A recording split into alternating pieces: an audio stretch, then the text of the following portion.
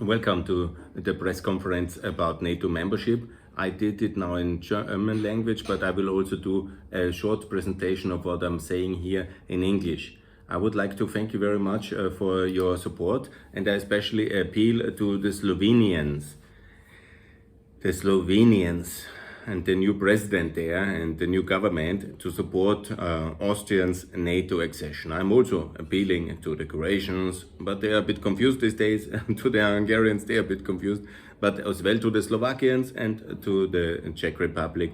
But now in Carinthia, I want to make a special case for Slovenia to engage in the NATO debate of Austria. Because why? Because we have this complicated history together with the conflict between Carinthia and Slovenia about the borders and about the minorities and about the plates for the villages, the nameplates, and it's all a very complicated and toxic conflict, and so much got better with EU membership of Austria in 95 and 2004 of Slovenia. We are now united in the European Union, and historically the last president of Slovenia and our president have managed to have a cooperation platform, and they have settled most of the issues, but the relations are still not perfect. They could be better. And what we need to do is now Austria to be as well a full member of NATO. So then we share EU membership, NATO membership, the Euro, and that's the way the things will smooth out over time.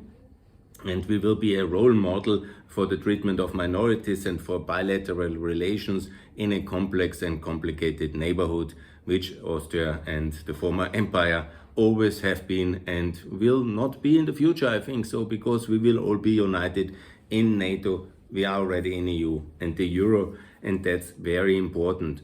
So for the Slovenian minority in Carinthia, I call them to sign the Austrian People's Petition for NATO membership, and I hope that there will be a lot of clear support for that also from the new President and Prime Minister of Slovenia. Don't accept Austrian neutrality to appease the problematic people in Austria in the leadership who impose their belief of anti-Americanism, immoral neutrality, anti-solidarity, European kind of anti-European spirit. Many of them are nationalists, are socialists, are people with anti-American conspiracy beliefs. Yeah? They reject, and I know that because I'm a political insider. I go to the events, I talk to the people, they confront me with their anti-Americanism when it comes to the NATO liberation of Kosovo, to the American peacemaking efforts in the Balkans, now with Ukraine. They are very deeply anti-American elements in the Austrian Social Democrats and the nationalists of the Freedom Party, which I can assure you as well are very much on the Putin's payroll. And their paymaster has difficulties now, and of course they stand in solidarity with who pays them. That is the FPÖ, and that's Putin. So I don't know how much links there are still with Russia in the SPÖ, but I will find out over time. I will keep you posted. But it's deeply problematic. They're taking money from the enemy and then defend enemy's position. This is the clear thing, and it's deeply problematic. I think it's, they should be investigated for their financial links with the enemy combat nation. And that's the fact. Who is today against NATO in Austria is very deeply problematic in other issues as well. Come from corruption, party financing. I mentioned the name, just Google yourself.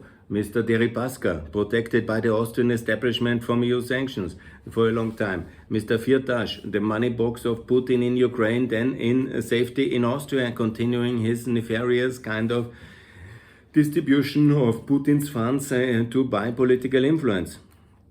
There were a lot of takers in Austria, be sure about it, and all this will come out in the future, and it will be very devastating for the political establishment of Austria. Many of them have done that. And there's just a few who didn't take money from Russia because it was so easy to get. It was like bancomat, and it was cool for them for some times, but they will have to pay a heavy price for that. and Austria in NATO is very much in the interest of our neighboring countries. Because why, please, should Slovenia, Croatia, Hungary, Slovakia, Czech Republic, Germany, Italy defend Austrians? And we are neither financially, nor military, nor ideologically, nor in political means contributing to our own defense. Are we some kind of completely useless people who cannot contribute in no way? I never said, that we should have a massive army and ready to defend Austria. That's almost impossible. But we can at least financially and militarily contribute to that. We could pay a joint air command of Central Europe, for example. And by, together with the Czechs, the Slovaks, the Hungarians, it's much better to confront a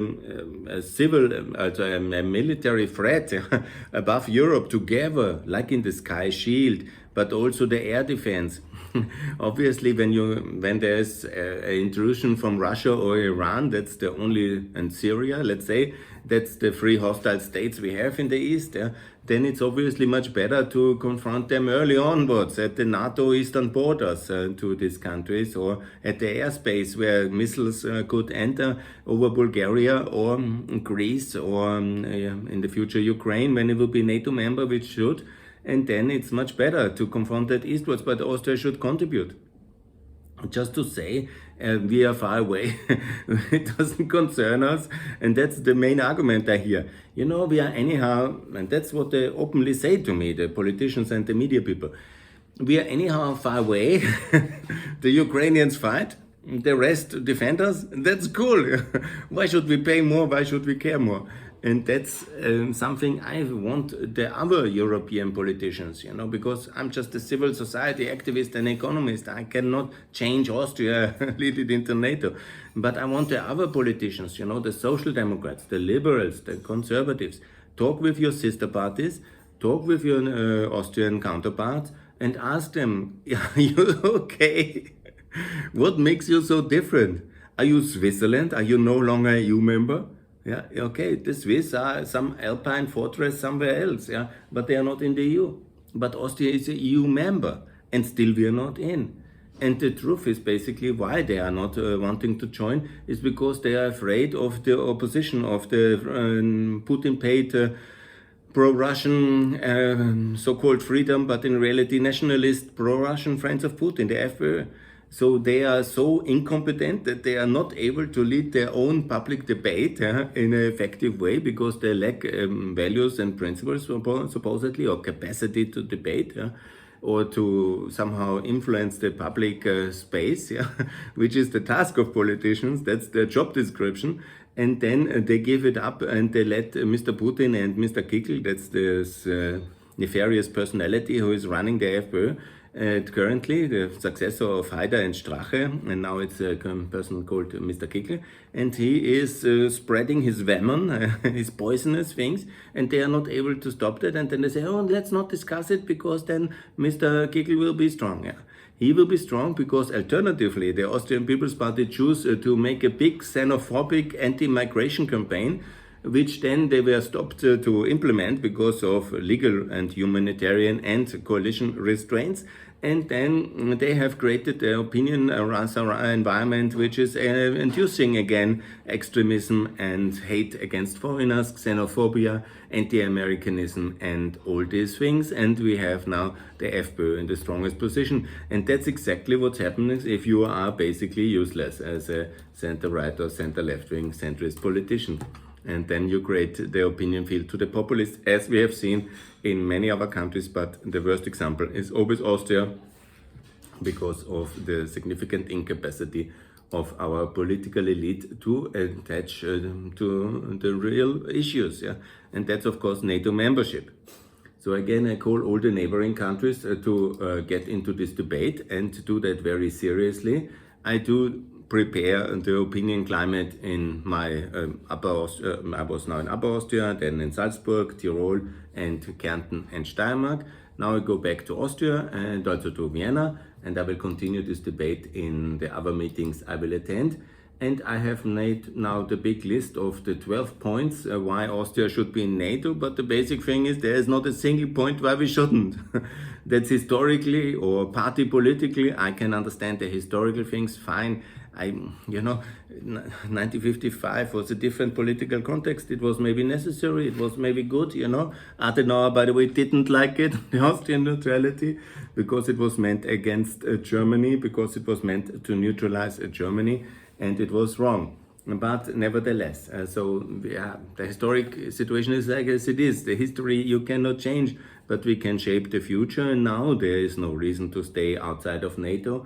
And we anyhow spend now in 5 years, so we will be at 1.5% of GDP. So also we don't save any money with neutrality, which we did now for the last 50 years, because we had basically a disarmed neutrality contrary to Switzerland. And that was also very wrong, but that was the reality. Now we go to 1.5%. Okay, good, that's fine. It was anyhow long overdue. Now we should go on the other side and also join institutionally, because anyhow we will be a complicated NATO member with our defense establishment, political establishment. It will take decades to really move away from this kind of Orban-style membership, which is anyhow a big shame. But I think our people will not be as treasonous as Orban and the Hungarian services working on the Russian side, yeah. But that exists as well in NATO, and it will be complicated. Austria will be as well leaking like hell towards the Russians, but that's a sad fact. Hopefully there will be some discipline in our military services and in our defense establishment, because I cannot spot a lot of it, but the people I met are very serious, and personally what I see is very, very serious people, and they have deserved also a good working environment. And for our defense establishment, I say 90% of them are good people. They don't want Russian victory, and they are supporting Ukraine. And they have deserved a decent work environment where they are like NATO members like everybody else. And they also trained in NATO standards, and that we also have a decent work environment for them. I think it is something they deserve, because they work to defend us, and we are somehow depriving them from this opportunity to be a normal European professional inside NATO like everybody else. They have to always tug around, they have also no reason, no ability to explain why we are neutral. Just the only thing is a party political and a kind of public opinion view, and so they are totally desperate, and it's very demotivating for them. And that's also not good for our defense, and also not for the morals and for the taxpayers, because I'm basically a taxpayer representative, and then to have a military that is not functional is also a bit of a waste of taxpayer money. We better send more money to Brussels than to have a military which is under this kind of constraints. Yes. I have also attacked the idea that the EU is the only peace project in Europe, which we have promoted. I'm also guilty of that, because it was our line, EU, the peace project, the EU, because we wanted to convince the people of joining the EU in 95. I was a young student leader back then. Now 30 years onwards, I'm still not so young, but I still behave like a student leader. I don't keep to party discipline, and I really don't care if what I say is controversial or difficult task. I just do it because it's the right thing to do, and I'm committed to it since a long time. I'm also doing it for my friends in Ukraine, for my friends in Kosovo, in Bosnia. They also really want, and they really have to join NATO to be secure from Russia and Serbia, and they are so threatening, and so that's so important. And we have these neutralists in Austria and in some other countries recommending them neutrality, and I hate that. They will be always living under the hammer, under the Damocles sword of Serbian will or Russian will if they don't join NATO, because only then there is a nuclear Armageddon for the enemies and the attacker, and nobody ever dared to attack NATO and ever will, because of the American might and the American will and the ability to really project power in Europe and to defend us from Russia and Serbia in case it's needed. And maybe Serbia one day will anyhow not, there will be no need to defend us from Serbia, because they also will join NATO. But I know it's a difference between Serbia and Russia, I know they have not attacked, but they have threatened recently. And they are cooperating with NATO on many aspects, they say so. But this kind of Tito-esque balancing pact, which in fact, ultimately also Austria is part of this Stalinistic neutralist strategy and of Tito's kind of role here. And there are a lot of people in Hungary and in Serbia and in Austria, unfortunately, still think that's a smart policy to balance between the West and the East. It's ultimately immoral, it's blackmail, it's a kind of very characterless form of geostrategic alignment. It's unprincipled, it's a kind of prostitution kind of way of doing yourself off to the highest bidder and changing around. This is very, very mean and disgusting, yeah. Anyhow, so here we have the situation. I have already talked about the massive, tremendous changes which we have seen now in the Northern Europe with Finland and Sweden, but now in Austria, unfortunately, we are stuck in neutrality, and it's harming our friends in Kosovo, Bosnia and Ukraine who want to join NATO, because the logic is a triple accession, a quadruple accession of Austria, Bosnia, Kosovo and Ukraine together. And that is what the Bosnians and the Kosovo people want. And of course, there is some resistance by the Serbs. I understand that they have the instrument via Dayton in Bosnia. They want to have a similar instrument in Kosovo to block foreign policy. And the Russians wanted to have a similar blockage via Minsk too for the foreign policy of Ukraine. But now I think it's getting very clear that only inside NATO you are really able to defend yourself. And that's what also Austria, Kosovo, Bosnia and Ukraine should do. I repeat, neutrality is immorality. It's neutral in the heart. It's something Kurz has recommended to victims of rape by Russia and Serbia. And he thought it was very cool because neutrality is popular. When you do your politics only with opinion polls, you end up with such a kind of immoral behavior as he did. He didn't care, but that was the case. Yes, I have argued as well extensively in many medias in Kosovo, Ukraine, against neutrality as a concept because it's evil, and I reject it completely. I will have an event next week in Vienna where I will discuss all these things, and I will continue to do that, and I hope there will be support and also your attendance, and that's what I'm doing. I have done the same as well in Montenegro, and I reject this alignment of Karl Nehammer and Orban and Vucic. This is the axis redone, the axis of evil, and I reject it absolutely. It must be that Austrian foreign policy works together with Albania, with Montenegro, with North Macedonia, and the NATO allies, and supporting them in fast-track EU integration 2024, and also making very sure that we support Kosovo and Bosnia in NATO and then in the EU, and we isolate Serbia until it turns to the West, and otherwise it will be isolated and it will be boycotted, and it must be punished for its pro-Russian support in the year of the genocide in Mariupol and all the other crimes. And Mr. Nehammer knows very well he should do something. And because yesterday the Salzburger Nachrichten asked me, of course Austria is a pro-Balkan country, obviously, that's our strategic interest, and we were until 2014, but Kurz changed it, yeah? And it's a different, what kind of pro-Balkan countries? Are you pro-Hungary and pro-Serbia, turn to the east? That's wrong. So if you are pro-Balkan countries, pro-European Balkans, you obviously have to help them to be fast in NATO and in the EU and the Euro. That's a real support and nothing else. So that's what it should be doing, and that's absolutely what is required to be done. And pro-Balkan is nice, you can be pro something, but you don't do anything, so it's meaningless. Yeah? I'm for whatever, and it's meaningless what the Austrians are doing. If you are really pro-Balkan countries today in 2022, we are no longer in 99. Yeah? In 2002, that means yes to Macedonia and the European Union, and very fast so. That means yes to Albania and the European Union, and very fast so. That means yes to Montenegro in the European Union, and very fast so. And best in 2024. In the case of Montenegro, it's absolutely doable. Albania and North Macedonia, a bit more of a stretch, but it's doable. It also means supporting the NATO accession of Kosovo and Bosnia. Why shouldn't they? Is Serbia ruling the world? Is Russia backing them, deciding? Obviously they should be. We have recognized these countries, we have supported, liberated, and they should be there.